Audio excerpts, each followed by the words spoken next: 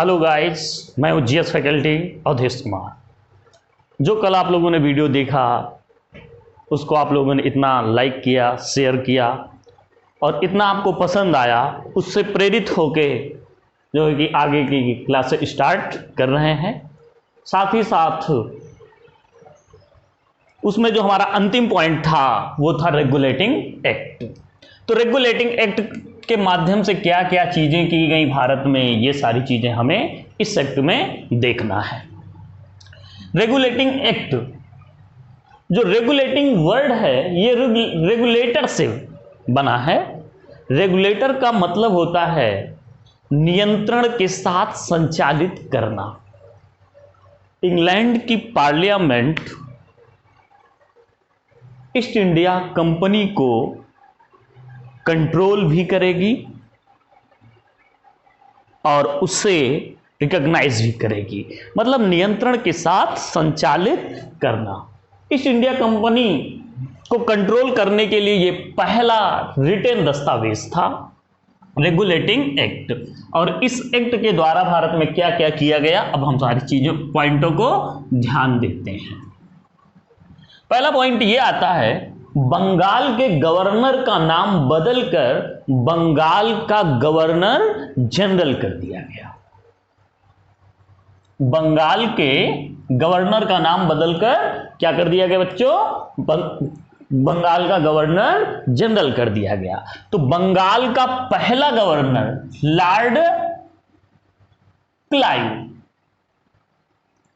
बंगाल का पहला governor Lord Clive, Bengal का पहला governor general Warren Hastings,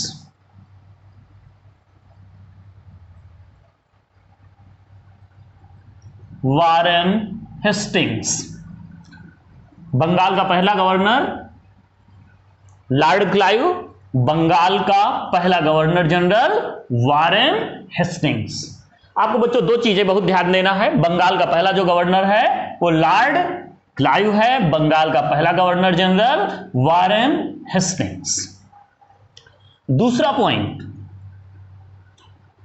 Mumbai और मद्रास प्रेसिडेंसी को, मुंबई और मद्रास प्रेसिडेंसी को बंगाल प्रेसिडेंसी के अधीन कर दिया गया। कहने का मतलब यह है कि रेगुलेटिंग एक्ट आने से पहले बंगाल में भी एक गवर्नर होता था, मुंबई में भी एक गवर्नर होता था और मद्रास में भी एक गवर्नर होता था। लेकिन इस एक्ट के द्वारा क्या किया गया, मुंबई प्रेसिडेंसी और मद्रास प्रेसिडेंसी को बंगाल प्रेसिडेंसी में विलय कर दिया गया। तो जो गवर्नर होते थे, चाहे वो मुंबई का गवर्नर हो या बंगाल का गवर्नर हो या मद्रास का गवर्नर हो, उसके राइट्स बंगाल के गवर्नर में जुड़ गए। तभी बंगाल के गवर्नर का नाम बदलकर बंगाल का गवर्नर जनरल कर दिया गया। तीसरा पॉइंट, इस एक्ट के द्वारा ईस्ट इंडिया कंपनी के जो वर्कर थे, ऑफिसर, उन्हें व्यक्तिगत रूप से व्यापार करने और किसी से गिफ्ट लेने, उपहार लेने पर रोक लगा दिया गया था। क्या किया गया बच्चों? अपना व्यक्तिगत व्यापार नहीं कर सकते और किसी से उपहार नहीं ले सकते थे। यह काम किया गया, लेकिन इसी के साथ साथ उनकी सैलरी भी बढ़ा दी गई। अगला पॉइंट है, इस एक्ट के द्वारा ही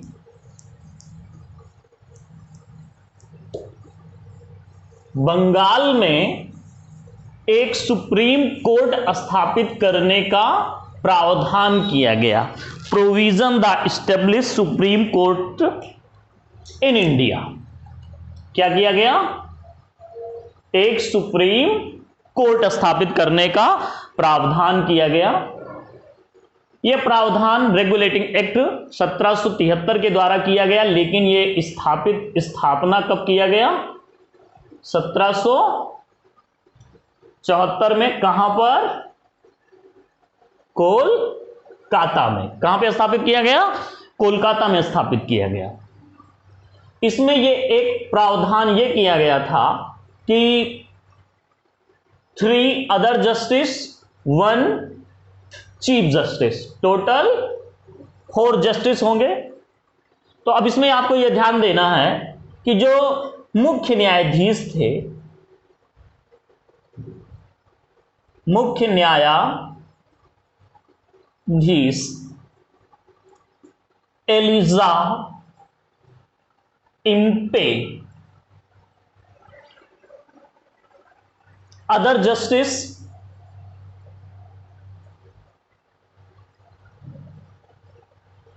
अन्य न्यायाधीश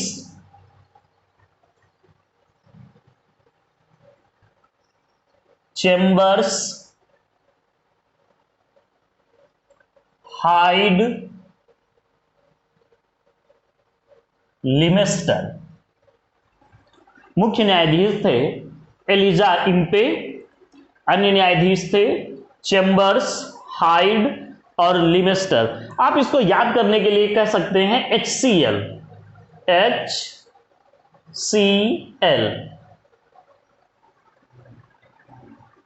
हाइड, चेम्बर्स, लिमेस्टर। अब यहां पे बच्चों एक चीज ध्यान देना यह है कि नाम तो दे दिया गया सुप्रीम कोर्ट, सर्वोच्च न्यायालय। क्या रियल में सर्वोच्च न्यायालय था? नहीं, क्योंकि कोलकाता में जो सुप्रीम कोर्ट स्थापित किया गया है, इसके द्वारा दिए गए निर्णय के विरुद्ध प्रीवी काउंसिल में अपील कर सकते थे। कहां पे अपील कर सकते थे? प्रीवी काउंसिल में। What is the Privi council? ये प्रीवी काउंसिल क्या है? Privi council, Privi council house of parliament.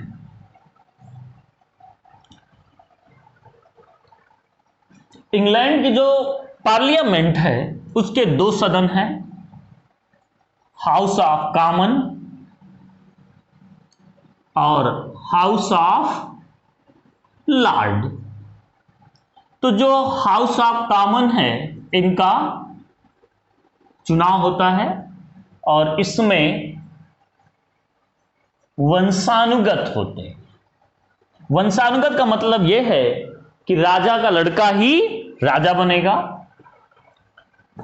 तो ये हाउस ऑफ जो लॉर्ड है ये निर्णय का कार्य भी करती थी, डिसीजन मेकिंग का भी काम करती थी।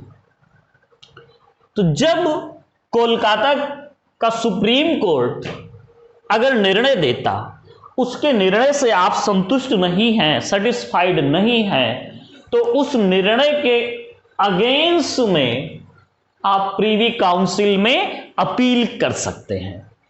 तो एक क्वेश्चन जो है कि बहुत जबरदस्त बनता है और कई एग्जामों में भी पूछा गया है कि ब्रिटिश काल में भारत का अंतिम न्यायालय कौन सा था? तो प्रीवी काउंसिल। ब्रिटिश काल में भारत का अंतिम न्यायालय कौन सा था? प्रीवी काउंसिल। प्रीवी काउंसिल कहां था? इंग्लैंड में। अगला पॉइंट बच्चों नोट करते ही जाइए और साथ ही साथ जो है कि लास्ट में आपको पीडीएफ भी प्रोवाइड कर दिया जाएगा, लेकिन नोट्स बनाते जाएं जिससे उसके रिवाइज भी कर सके।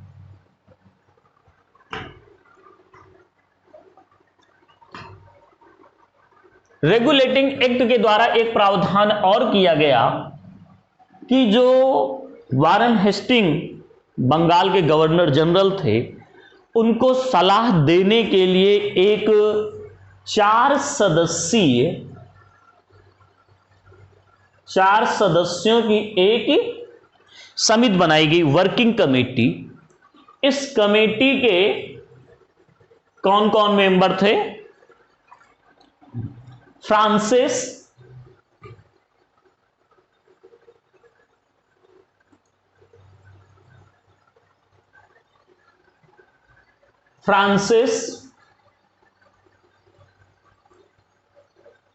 मानसन,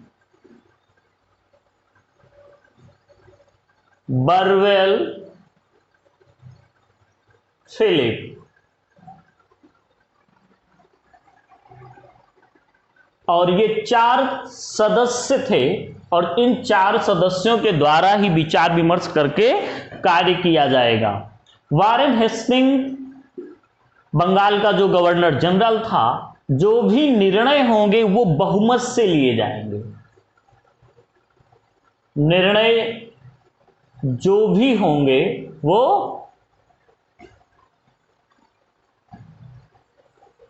निर्णय बहुमत से होंगे। तो होता यह था कि बहुत से लोग, इन 4 लोगों में से ज्यादातर लोग ऐसे थे जो वारेन हेस्टिंग्स के खिलाफ रहते थे, इसीलिए वारेन हेस्टिंग्स जो चाहता था वो कार्य नहीं कर पाता था। तो जैसे क्वेश्चन आ जाए कि निर्णय कैसे लिए जाते थे? बहुमत के द्वारा। इसी के बाद जो है कि अगला जो हमारा एक्ट आता है वो है पिट्स इंडिया एक्ट।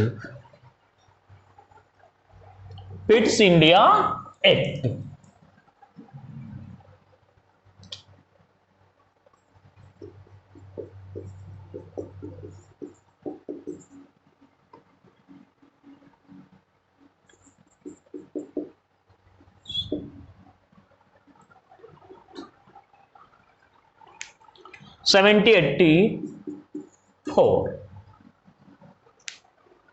यहां पे एक चीज और ध्यान देने की जरूरत है। जिस समय पिट्स इंडिया एक्ट बन रहा था उस समय इंग्लैंड में ज्वाइंट गवर्नमेंट थी, और ज्वाइंट गवर्नमेंट का मतलब होता है मिलीजुली सरकार। तो आप लोग मिलीजुली सरकार के बारे में जो है कि अच्छी तरह से जान रहे हैं। इंग्लैंड में किसकी किसकी सरकार थी? लॉर्ड नॉर्थ और लॉर्ड फॉक्स की।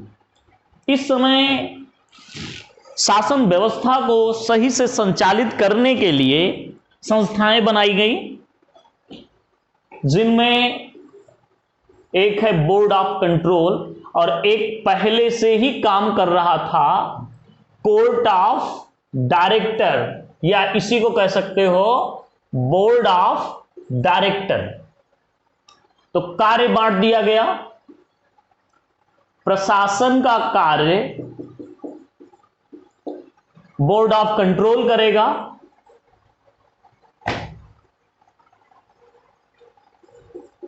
व्यापार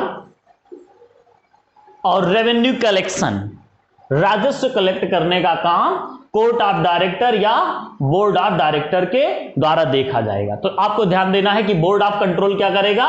देखिए नाम से ही क्लियर हो रहा है, बोर्ड ऑफ कंट्रोल, कंट्रोल करने का काम जो करेगा उसके पास प्रशासनिक पावर है। तो एक पॉइंट क्लियर हो जाएगा, दूसरा अपने आप जो है कि समझ में आ जाएगा। तो बोर्ड ऑफ कंट्रोल क्या करेगा? प्रशासनिक कार्य करेगा। कोर्ट ऑफ डायरेक्टर या बोर्ड ऑफ डायरेक्टर क्या करेगा? व्यापार को देखेगा और रेवेन्यू कलेक्ट करने का कार्य देखेगा। अब रेवेन्यू कलेक्ट करने का कार्य देखेगा। पिछली क्लास में हम लोग जो चर्चा किए थे तो वहां पे देखे थे कि बंगाल की बक्सर के युद्ध के बाद इलाहाबाद की प्रथम संधि हुई थी 1765 में, और इस संधि के द्वारा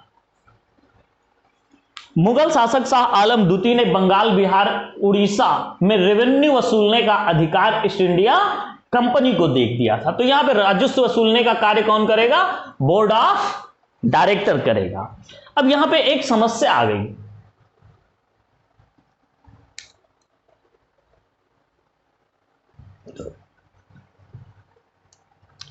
तो बोर्ड ऑफ कंट्रोल क्या देखेगा? प्रशासनिक कार्य देखेगा। और कोर्ट ऑफ डायरेक्टर या बोर्ड ऑफ डायरेक्टर क्या देखेगा? व्यापारिक कार्य को देखेगा और रेवेन्यू कलेक्शन देखेगा। लेकिन हुआ ये, जब ये संस्थाएं बनाई गई तो ज्वाइंट गवर्नमेंट थी।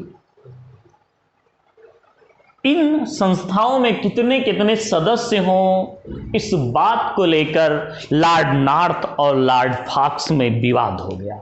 अब विवाद होने के वजह से सरकार गिर गई।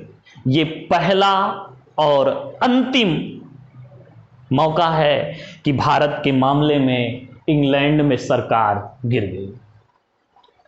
चुनाव हुआ, चुनाव के बाद लॉर्ड पिट्स वहां के प्रधानमंत्री बन गए, और जब प्रधानमंत्री बन गए,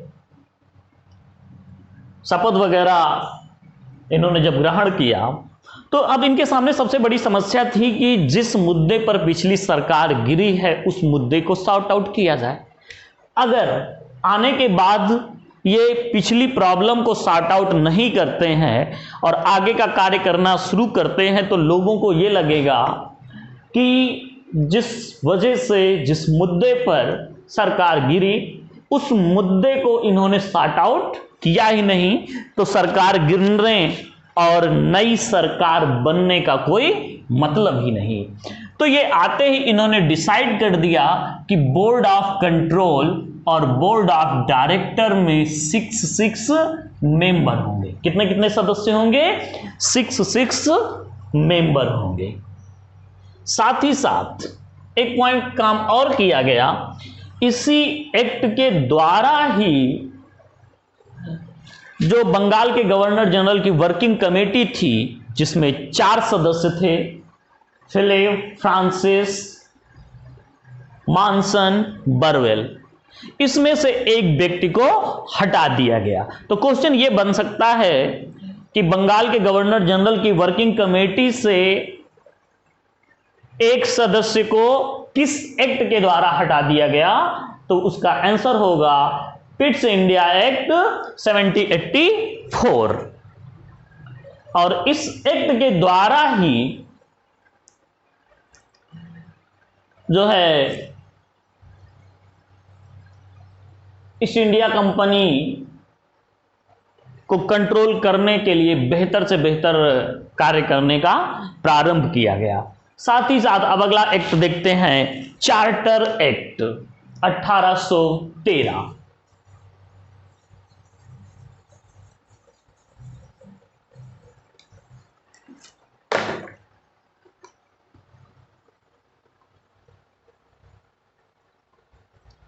चार्टर एक्ट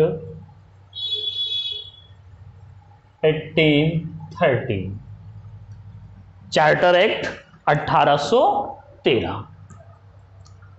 देखिए बेटा, इसमें चार्टर तो बहुत हैं, एक्ट भी ढेर सारे हैं, लेकिन हम लोगों को वही चार्टर, वही एक्ट चर्चा करना है जो क्वेश्चन पूछे जाते हैं। ईस्ट इंडिया कंपनी का एकाधिकार समाप्त कर दिया गया। Abolish the monopoly of East India company. क्या कर दिया गया बेटा? मोनोपोली को समाप्त कर दिया गया। मोनोपोली का मतलब होता है एकाधिकार, एकाधिकार, मोनोपोली। अभी तक इंग्लैंड से भारत में सिर्फ ईस्ट इंडिया कंपनी ही व्यापार करने के लिए आती थी। अब हुआ ये, इसको थोड़ा सा पॉइंट समझ लीजिए। देखिए, ईस्ट इंडिया कंपनी की स्थापना 1600 में हुई और अब यह समय आ गया है 1813 का। तो 1600 से लेकर 1813 के बीच में अन्य व्यापारियों का भी उदय हुआ होगा। अब ये व्यापारी चाहते थे कि ईस्ट इंडिया कंपनी की तरह हम भी भारत में जाकर, मतलब ईस्ट इंडिया के जैसे ही हम भी भारत में जाकर व्यापार करें। अब यह डिमांड काफी समय से चल रही थी। चार्टर एक्ट 1813 में ईस्ट इंडिया कंपनी की मोनोपोली समाप्त कर दी गई। जब मोनोपोली समाप्त हुई तो ईस्ट इंडिया कंपनी के लोगों ने भी प्रॉब्लम किया होगा। प्रॉब्लम यह किया होगा कि 1600 से लेकर 1813 तक हमने भारतीय राजाओं, नवाबों को पराजित किया, कई युद्ध लड़े, चाहे वो मराठों के साथ युद्ध हो या हैदर अली टीपू के साथ हो या कर्नाटक के युद्ध हो, बक्सर के युद्ध हो, प्लासी और बक्सर के युद्ध हो। तो युद्ध को जीतने में या युद्ध को जीतने के लिए या जो भी स्टार्टिंग में समस्याएं आई वो तो सॉर्ट आउट किया ईस्ट इंडिया कंपनी ने। इन्होंने अपना व्यापारिक माहौल स्थापित कर दिया। जब व्यापारिक माहौल स्थापित हो गया तो अन्य मर्चेंट, अन्य व्यापारी भी भारत में व्यापार करने के लिए आना चाहते थे। अब ये लोग कहते थे कि सारा काम हमने सॉर्ट आउट कर दिया और आप बने बनाए रास्ते पे आप चलने के लिए तैयार हैं। तो इंग्लैंड की पार्लियामेंट ने क्या किया, ईस्ट इंडिया कंपनी के लोगों को, जो भी व्यापारी थे, ईस्ट इंडिया कंपनी में कितने व्यापारी थे, 217। ये पिछली क्लास में हम लोगों ने चर्चा किया था। तो ये कहा गया कि तुमको कुछ विशेषाधिकार दे देते हैं। चीन में केवल ईस्ट इंडिया कंपनी के लोग ही व्यापार करने जाएंगे और भारत में चाय का व्यापार केवल ईस्ट इंडिया कंपनी के लोग ही करेंगे। तो आप इस प्रकार कह सकते हो, चीन और चाय पर ईस्ट इंडिया कंपनी की मोनोपोली बनी रही। चीन और चाय पर ईस्ट इंडिया कंपनी की मोनोपोली बनी रही। अगला पॉइंट इसी में यह आता है कि ईस्ट इंडिया कंपनी के द्वारा शिक्षा पर 1 लाख रुपए खर्च करने का प्रावधान किया गया। Provision the expand 1 lakh money on education. शिक्षा पर 1 लाख रुपए खर्च करने का प्रावधान किया गया। ये जो 1 लाख है, इसको लेके एक प्रॉब्लम उठी। प्रॉब्लम ये उठी, ये जो पैसा है 1 लाख, ये किसकी शिक्षा पर खर्च किया जाए। भारतीयों की शिक्षा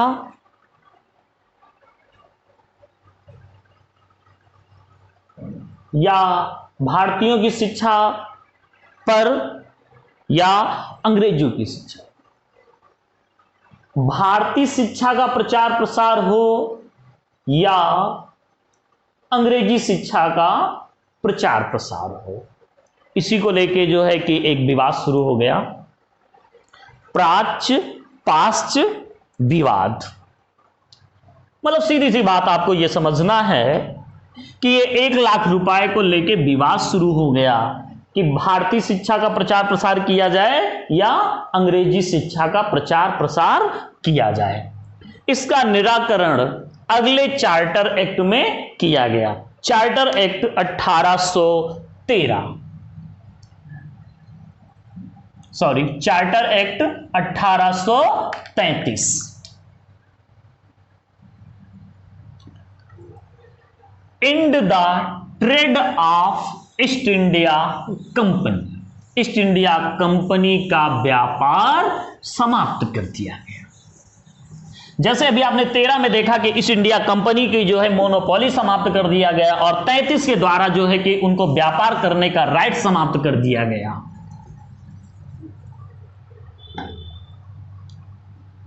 और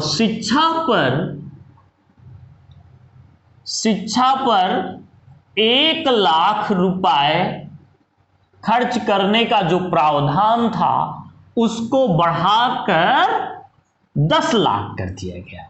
लेकिन जो समस्या बनी हुई थी वो समस्या बरकरार थी।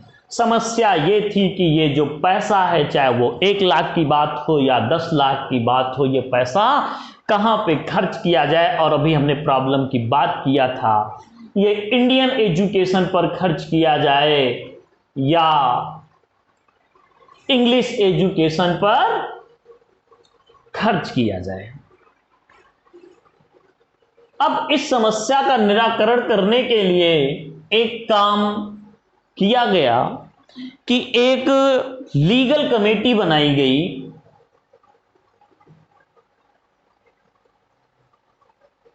विधि समिति या लीगल कमीशन भी कह सकते हो, और इस लीगल कमीशन के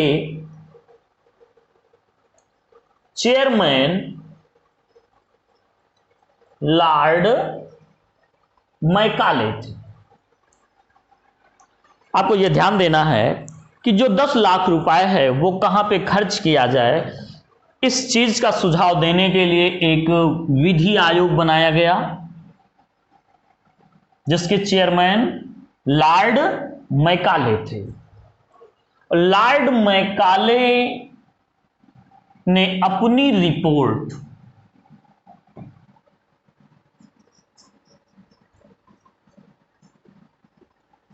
अब रिपोर्ट कब आई, इसको ध्यान देने से पहले हमें एक पॉइंट और ध्यान देना है। ध्यान यह देना है कि इसी एक्ट के द्वारा बंगाल के गवर्नर जनरल का नाम बदलकर भारत का गवर्नर जनरल किया गया। क्या किया गया? बंगाल के गवर्नर जनरल का नाम बदलकर भारत का गवर्नर जनरल कर दिया गया। तो भारत के पहले governor general Lord William Bentinck, Bharat के पहले governor general Lord William Bentinck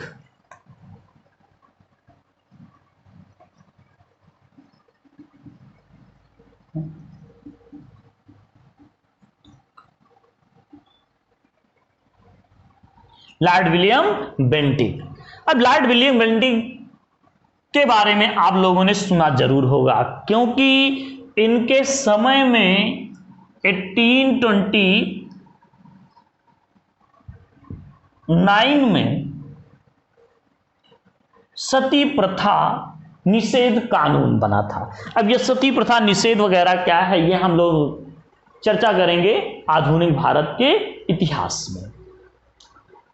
अब क्वेश्चन यही से अगर यह पूछ लिया जाए कि चार्टर एक्ट 1833 किसके समय में आया, तो लॉर्ड विलियम बेंटिक के समय में। और लॉर्ड विलियम बेंटिक उस समय क्या थे? बंगाल के गवर्नर थे, और बंगाल के गवर्नर का नाम बदलकर भारत का गवर्नर जनरल कर दिया गया। अब यहीं पे एक क्वेश्चन पूछ लिया जाए कि बंगाल का अंतिम गवर्नर जनरल तो लॉर्ड विलियम बेंटिक, भारत का पहला governor general Lord William Bentinck, क्योंकि जो बंगाल का अंतिम गवर्नर जनरल है वही भारत का पहला गवर्नर जनरल है। तो जब यह रिपोर्ट आई 1835 में, किसकी रिपोर्ट आई? लॉर्ड विलियम बेंटिक की, सॉरी मैकाले ने जब अपनी रिपोर्ट 1835 में दिया। अब रिपोर्ट दिया तो रिपोर्ट में कुछ ना कुछ सुझाव भी दिया होगा। सुझाव यह दिया कि संपूर्ण धन को, मतलब 10 lakh money expand on English education, पूरी धनराशि को अंग्रेजी शिक्षा पर खर्च किया जाए। क्या किया जाए? अंग्रेजी शिक्षा पर खर्च किया जाए। All money expand on English education. अब यहां पे लॉर्ड मैकाले के बारे में कुछ तथ्य और ध्यान दीजिए। लॉर्ड मैकाले ने शिक्षा का निस्पंदन सिद्धांत दिया है, फिल्ट्रेशन थ्योरी ऑफ एजुकेशन, शिक्षा का निस्पंदन सिद्धांत। अब यह शिक्षा का निस्पंदन सिद्धांत क्या है, फिल्ट्रेशन थ्योरी ऑफ एजुकेशन क्या है? इसका कहना था कि शिक्षा सभी को देने की जरूरत नहीं है, शिक्षा उच्च वर्ग के लोगों को दीजिए और छन छन कर ये निम्न वर्ग के लोगों तक पहुंच जाएगी। इसीलिए इसे मैकाले का छनाई सिद्धांत भी कहते हैं। अब भारत में शिक्षा, अंग्रेजी शिक्षा का प्रचार प्रसार करना लॉर्ड मैकाले का उद्देश्य भारतीयों को शिक्षित करना नहीं था, उसे तो अपना काम करना था। अब अपना काम कैसे करना था? देखिए, जो ईस्ट इंडिया कंपनी है अब वो व्यापार नहीं करेगी। ईस्ट इंडिया कंपनी का क्या हो गया है बेटा? व्यापार समाप्त हो गया है। तो अब ये जो ईस्ट इंडिया कंपनी है, व्यापार समाप्त हो गया तो क्या करेगा, पूरी तरीके से ये प्रशासन का कार्य करेंगे। अब ये पूरी तरीके से प्रशासन का कार्य करेंगे, एक प्रकार के व्यापारी हैं। अब व्यापारी आदमी ये चाहता है कि जो है कि काम भी हो जाए और पैसा भी कम लगे। अब प्रशासन चलाने के लिए इनको क्या करना पड़ेगा, वर्कर चाहिए। अब वर्कर इंग्लैंड से आएंगे तो उन्हें ज्यादा सैलरी देनी पड़ेगी। तो लॉर्ड मैकाले ने यह सोचा कि हम भारतीयों को ही शिक्षित करके उन्हें अंग्रेजी शिक्षा देकर अंग्रेजी पढ़ने लायक बना दें, क्योंकि उन्हें दो भाषी वर्कर की जरूरत थी। दो भाषी का मतलब ऐसा व्यक्ति जो दो भाषाएं जानता हो।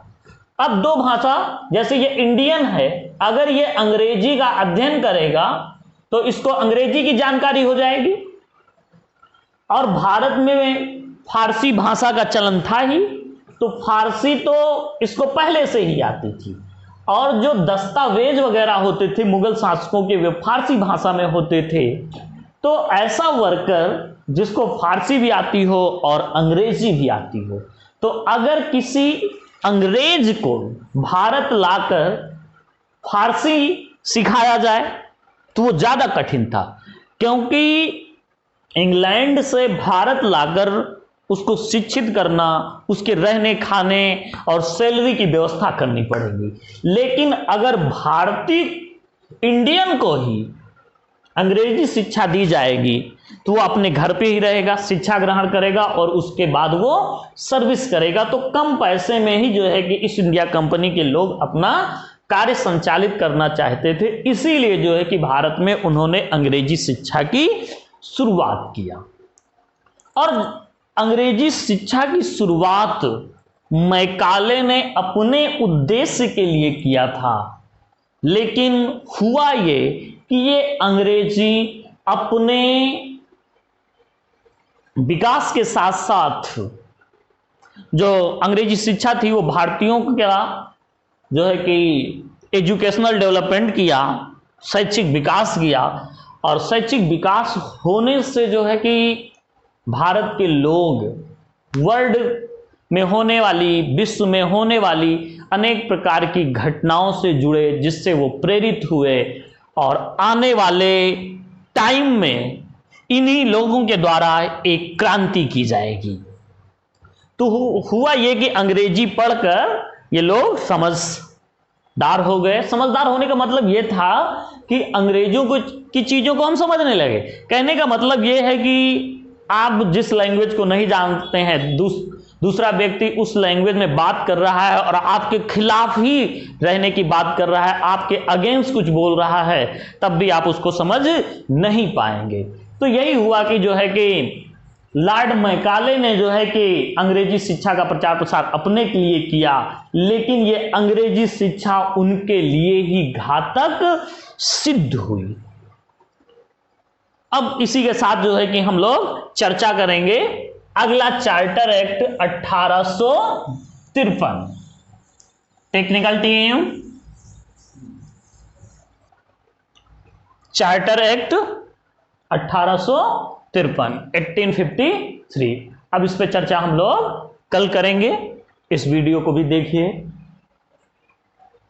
कई बार देखिए, क्योंकि जिससे आपका कॉन्सेप्ट क्लियर हो जाए। शेयर भी करिए, लाइक करिए और सब्सक्राइब करिए। थैंक यू फॉर वॉचिंग मूल मंत्रा क्लासेस।